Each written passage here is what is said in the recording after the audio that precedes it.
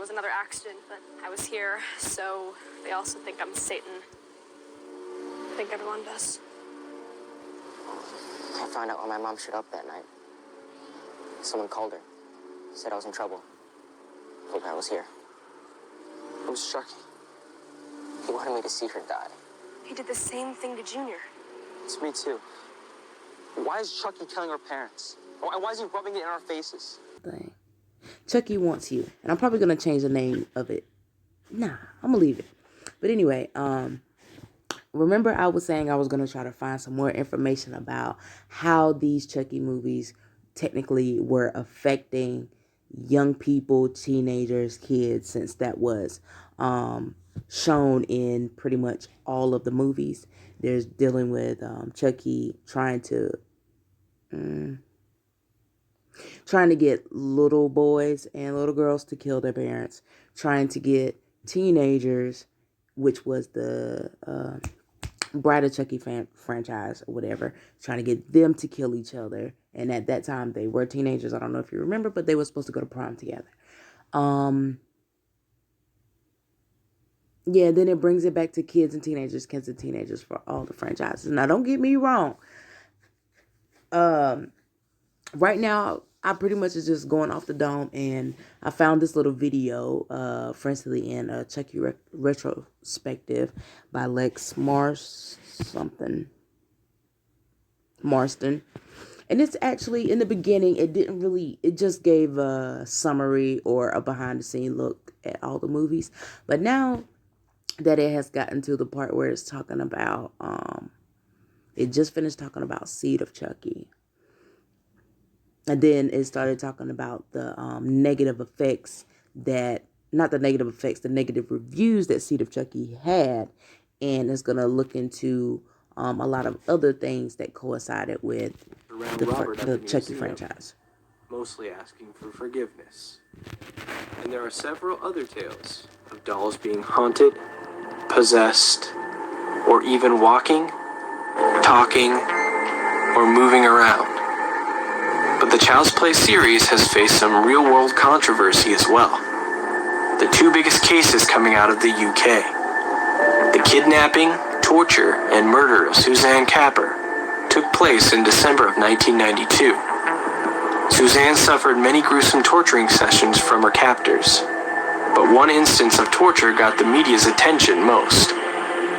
Headphones were placed on Suzanne's ears, and the song "Hi, I'm Chucky" by 150 volts was blasted at maximum volume.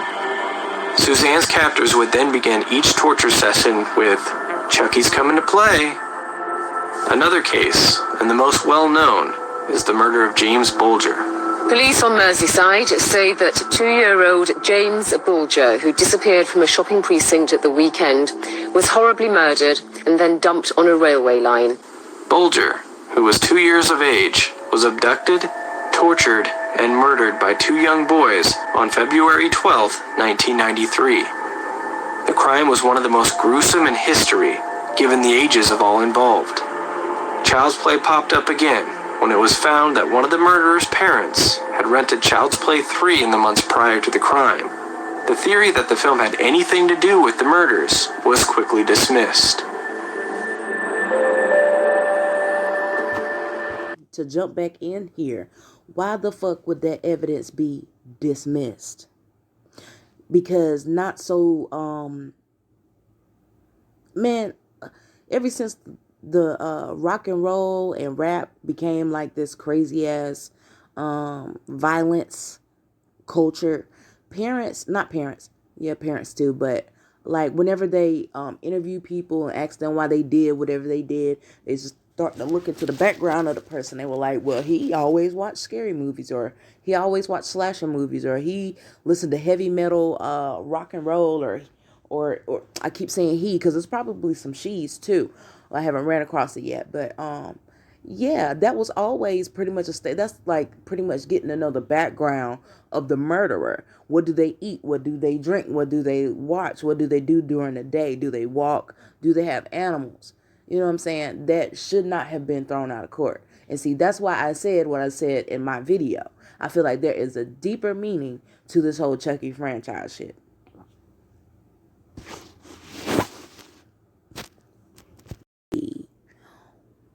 Wow. A lunatic Rusky transforms herself into a real-life bride of Chucky. Okay. Would you...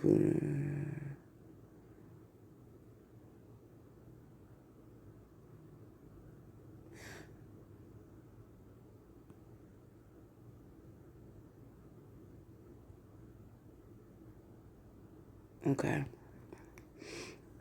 Would you believe that as late as 2015, the Child's Play films are still being cited in high-profile mass murder cases? Ladies and gentlemen, meet Elena, I ain't even gonna try to pronounce that, and then 25-year-old Russian woman who, alongside her 20-year-old male companion, Paul, was arrested in 2015 for murdering a dozen people on the streets of Moscow.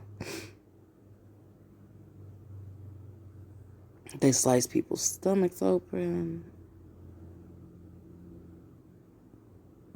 And they had pictures. Okay. The lady told investigators she was utterly obsessed with the 1998 film Bride of Chucky and even got tattoos of the film's antagonist on her arms. And randomly stabbing the body of a dying human brought her pleasure compared to sexual pleasure. This happened.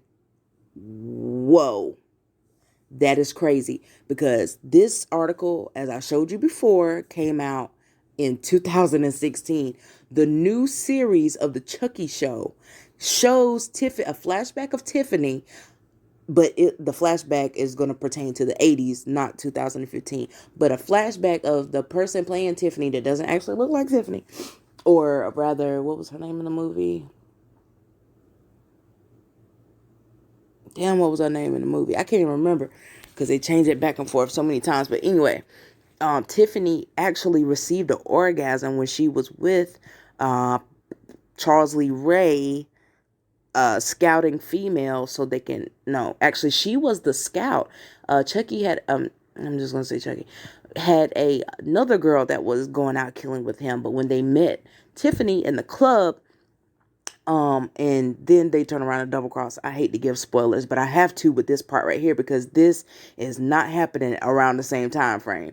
Whoa. But she actually stabbed up Chucky's old girlfriend and had an orgasm in the in the TV series. This was a flashback. And she got a orgasm from it. And then this shit happened in 2015. And they actually put that shit in the show. Wow. If they knew about it. Allegedly, if they knew about it. Hold up. I think I went too far. Nope. Wow, that is crazy.